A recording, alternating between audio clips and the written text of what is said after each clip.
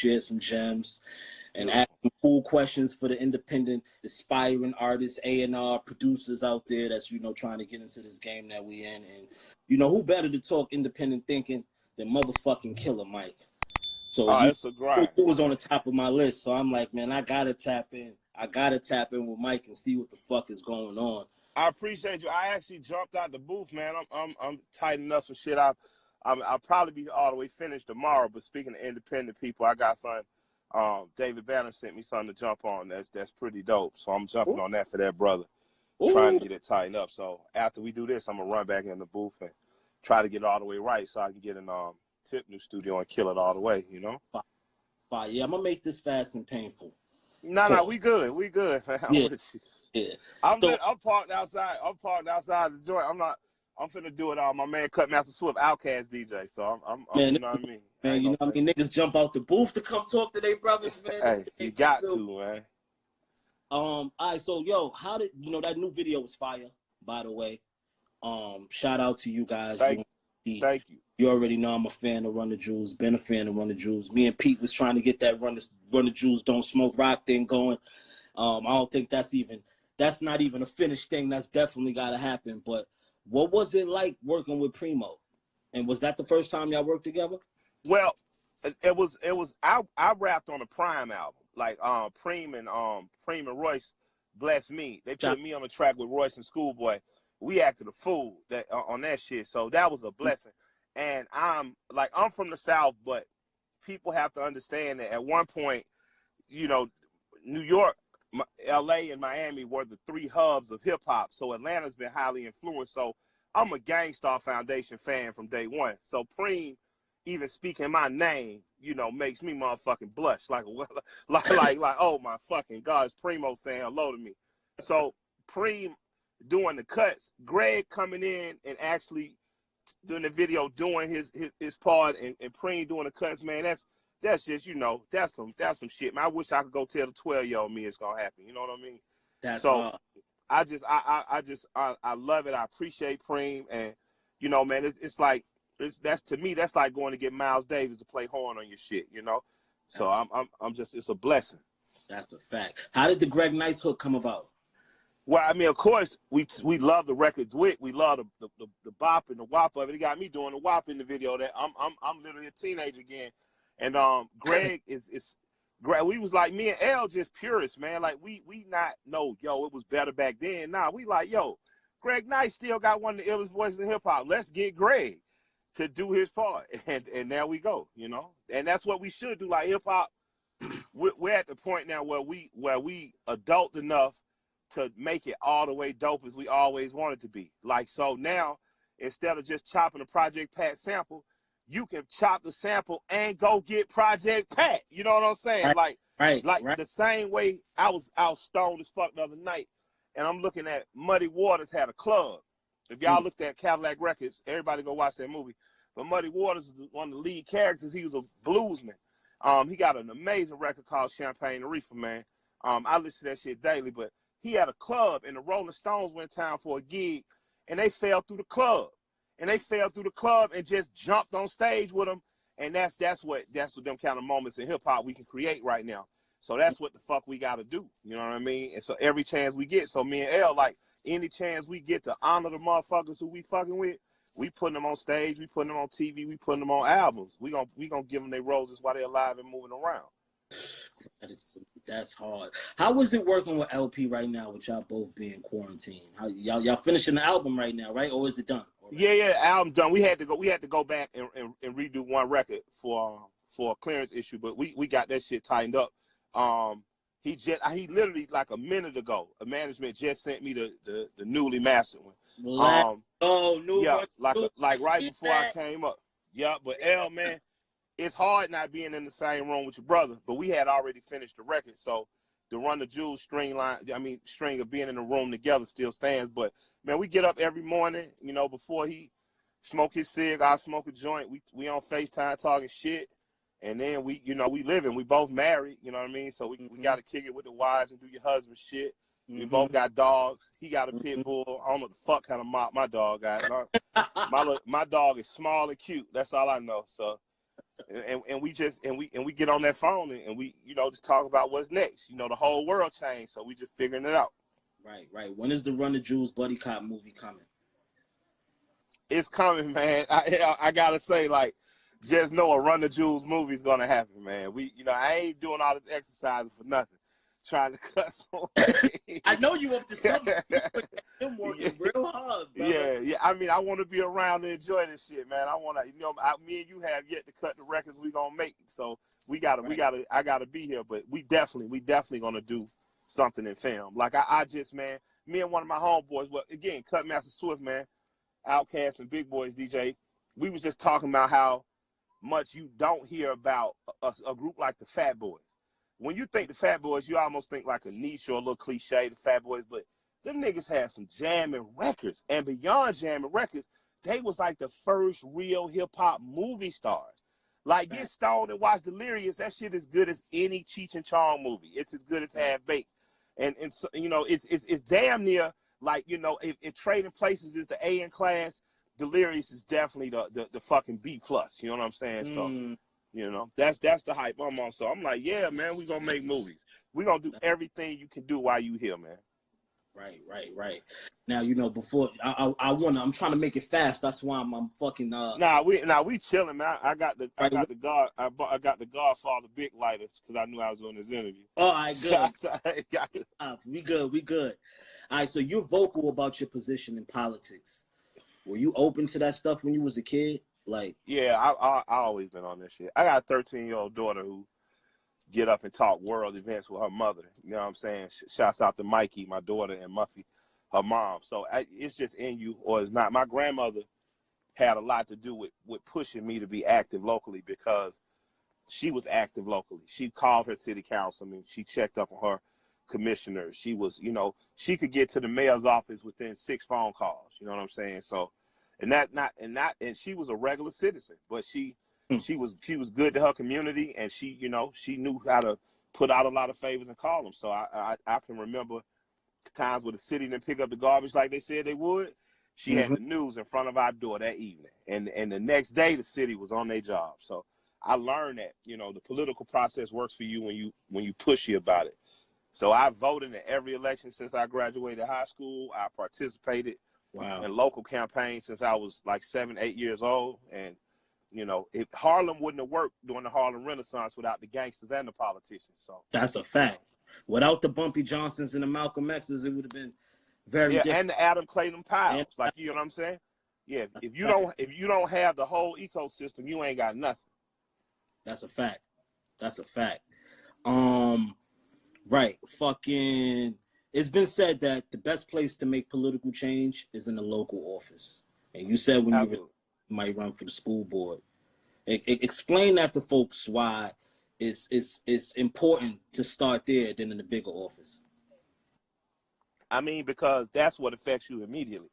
If you don't like your education system, then the first place you should start is in the actual school. I got a follower that follows me. Her son has dyslexia, and he was having some trouble in the DeKalb County school.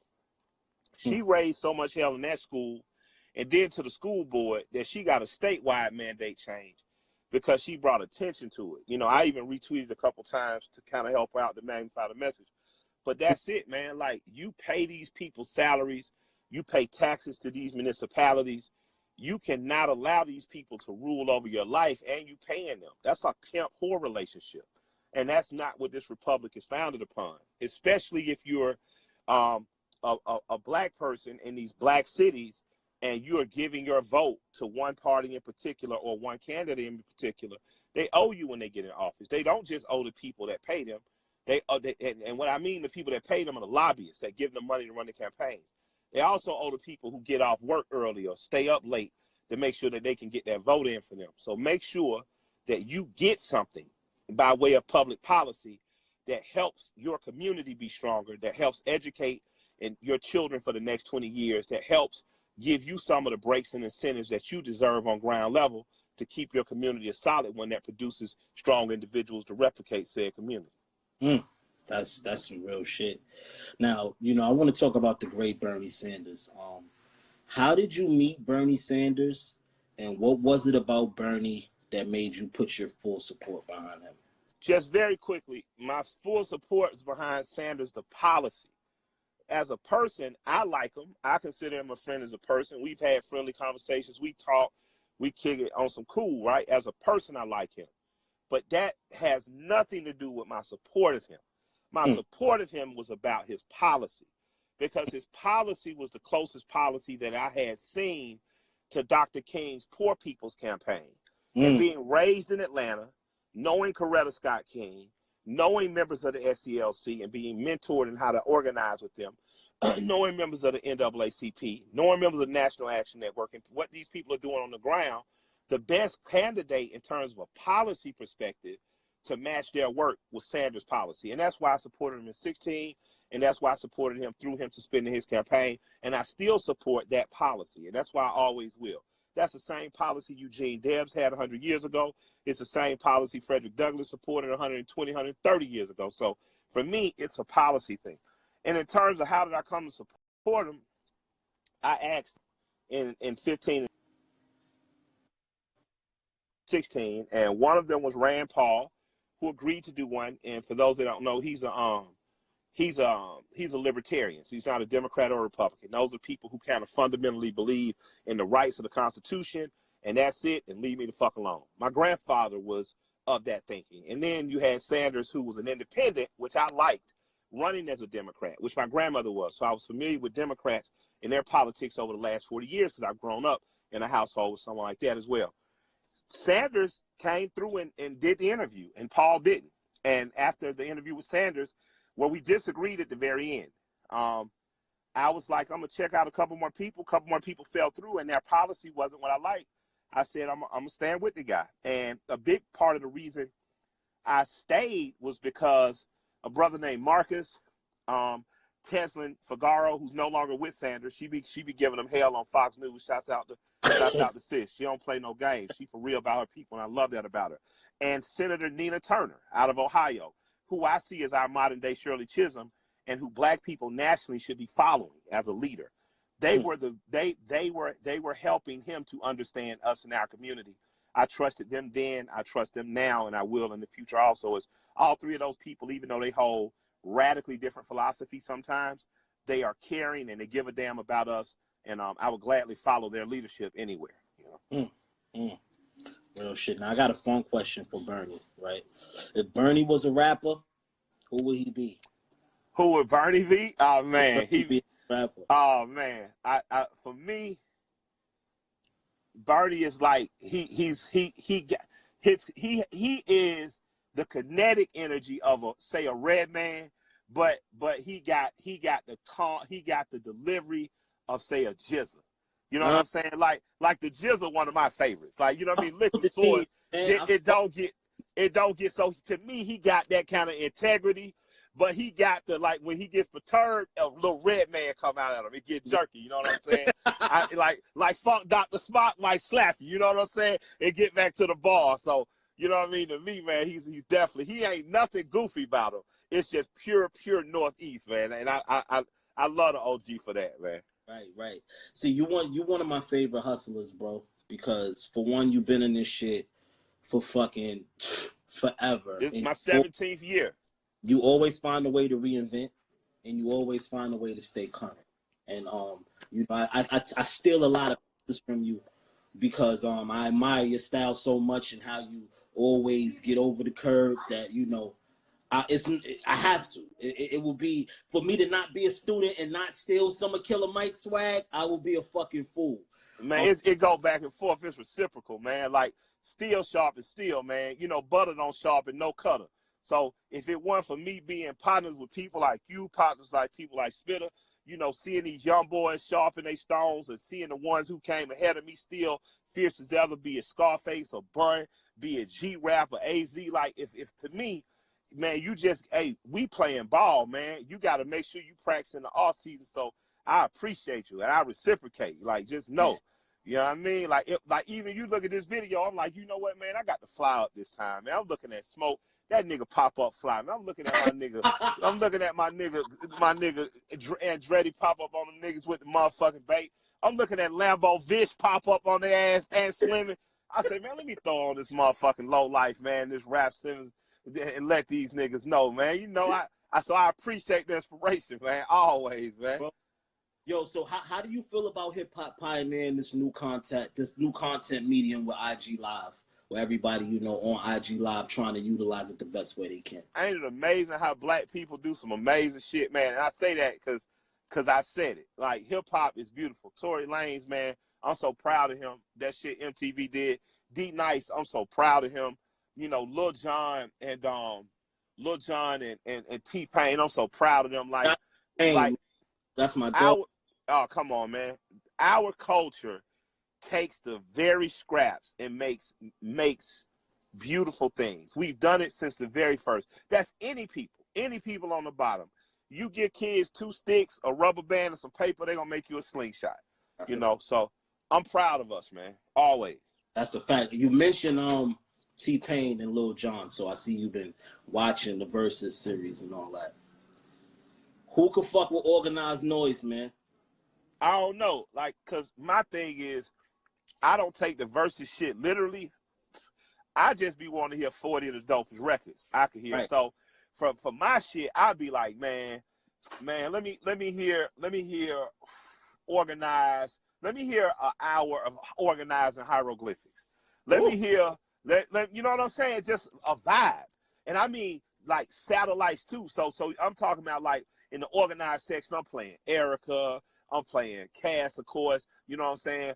In the high roll, I'm playing some Dale solo shit. I'm playing that first and second high roll. Like, that's my shit. Like, I want to hear like Alcoholics and Beat Nuts for you two. I like, that's my shit. Like, I don't even call the shit verses. Just give me 2 hours of fun and get me on a vibe. You know what I mean? So that's it with me. Like, let's do it. What's your best advice for any inspiring artist, producer, A&R that's trying to break in the game? What's the best advice that you could give them? Hey, man, just keep at it. Keep at it and just reconfigure. Like, if it don't work, keep at it. And if you need to adjust. You know what I'm saying? That figure out where it's gonna work for me. Like me, I got a big deal at first. It was with a large company and shit, but like, I wasn't comfortable. And that's not to down talk them. I just wasn't comfortable. And to be honest, I wasn't ready. Yeah. Because if I was ready, I would say, okay, I know I'm going to this company. I know they're driven by radio hits. Let me get in here with Paul and Juicy for half the album, and then let me fall back on, you know, the things that I think I want to do for my head. I would have been focused in a different way, but I wasn't. So I needed to get independent and have to sell through Fat Beats and have to sell through DBS Sounds and Super. I needed to do that so my audience could see me figure out who I was and they could start with me. So, you know, when we come to Run the Jewels, I come with a grind time audience. L comes, you know, of course, with the Def Jux audience. And out of that audience, we grew more of an audience. You know what I'm saying? So, like, that's my thing. I needed to figure out in every album, Pledge 1, 2, 3, 4, Bang, Bang times 3, all those were me figuring it out. Pledge 2, a lot of people say, man, it's the greatest solo record you did. And because it motivated the shit out of me. And people don't understand, I was trying to motivate myself. Out of depression, out of feeling like I had fallen off, out of fucking going back and forth with the wife. Like, them records was me talking to me. Because I was fucked up in the head. You know what I mean? So when I went in with Pledge 3, I cut everybody off and went in by myself. Then I came up with Ric Flair. And when Rolling Stone called that one of the top 50 songs of that year, I knew, I was like, I'd have finally got it.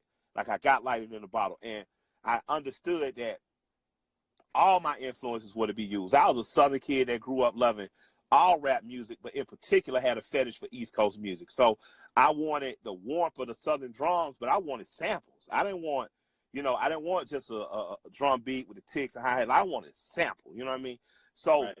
I should have been rapping early in my career more to 666, not less, because they chopped samples. It was different, but it had a soul to it. You know what I'm saying? So I learned, man, and the next thing you know, I get put in a room with LP, thanks to Jason DeMarco from Cartoon Network, and it was like Ice Cube meeting the Bomb Squad, and the rest is history, you know?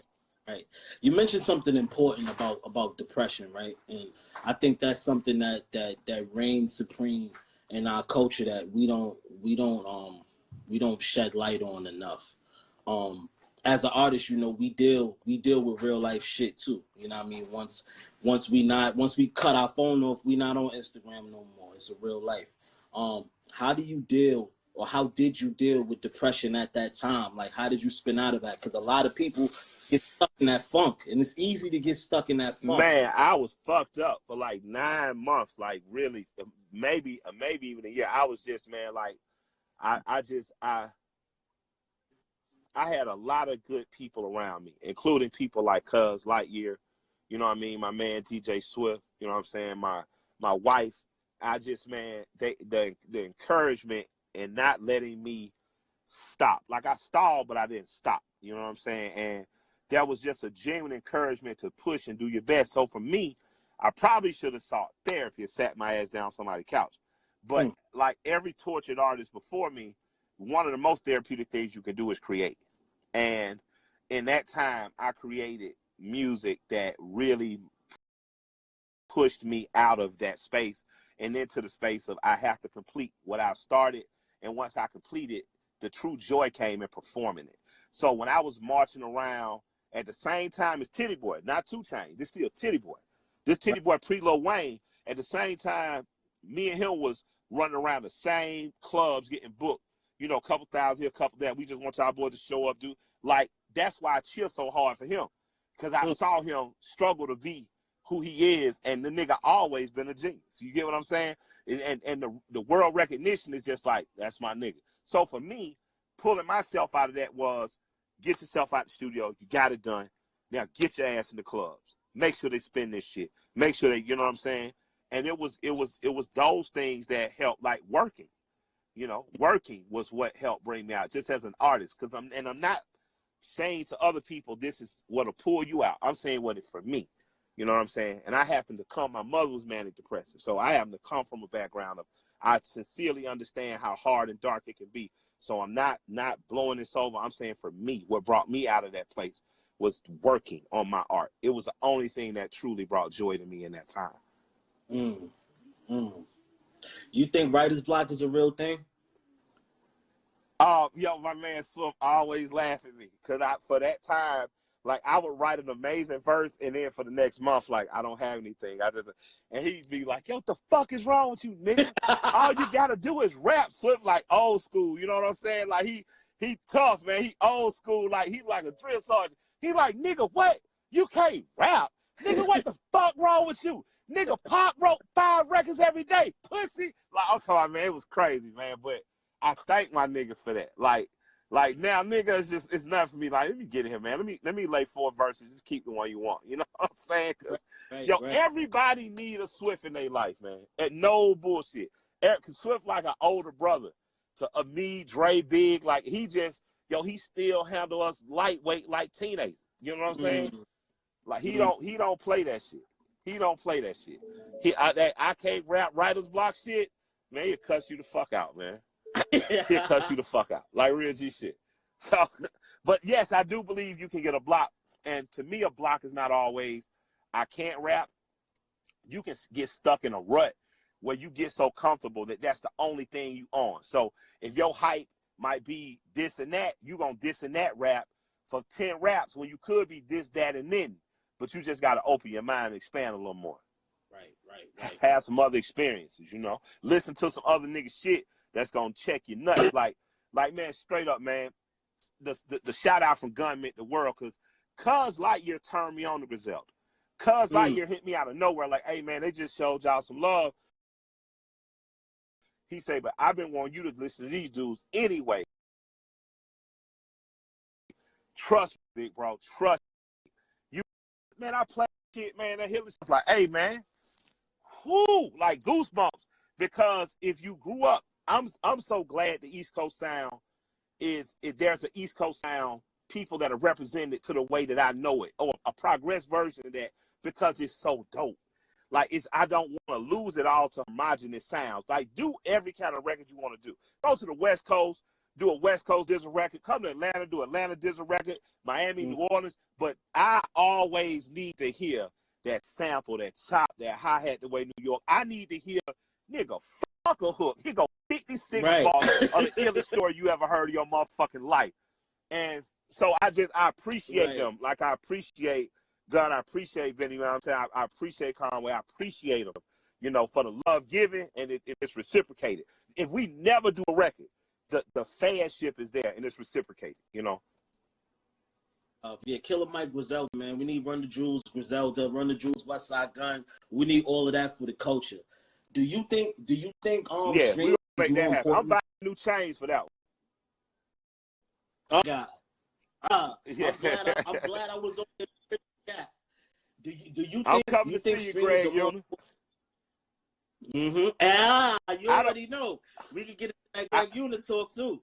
Yeah, I can't even, man, I don't know what's important anymore. What I know is important is I walk into a sold out venue.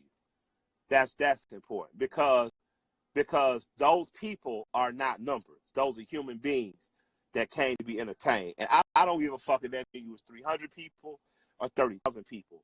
Those people give a fuck about me. And they gave a fuck about us when we was out with Despot and motherfucking Esquire. You know, they gave a fuck about us with Rat. You know, they gave a fuck about us when we're going to go open for Rage Against the Machine. Like, they gave a fuck. They gave a fuck when we was in front of Lord. Like, so that's my shit. Like, I don't even understand all of the schematics. Like, I pay my management to understand in terms of the streaming and what about pennies. And what I do understand is a sold out crowd means that I'm doing my job as a musician and bringing entertainment and joy to people's life. And that's what I want to do for the next 20, 25 years. You know what I mean? I want to be like AC/DC in this motherfucker, still dressed in all black or some colorful low, kicking shit with gray hair on stage. You know, fucking, before I let you go, I want to remind you that you're a part of a very Smoke Dza moment as well. We was in New York, EU, LP, Mr.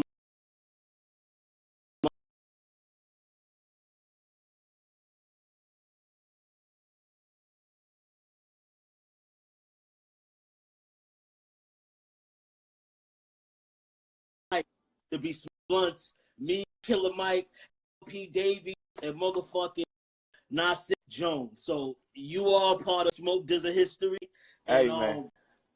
I love you, brother. Thank you for coming on this platform and dropping these gems to the people and us having this good talk. Man.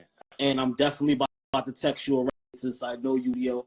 You know that was my way to go ahead and sit. Go ahead and sit in that motherfucker. I ain't tripping. George Kush, get that happening, and then you already know. Send that to me, my brother. Send that to me, man. Bro. Man, love and respect, man. Love and respect.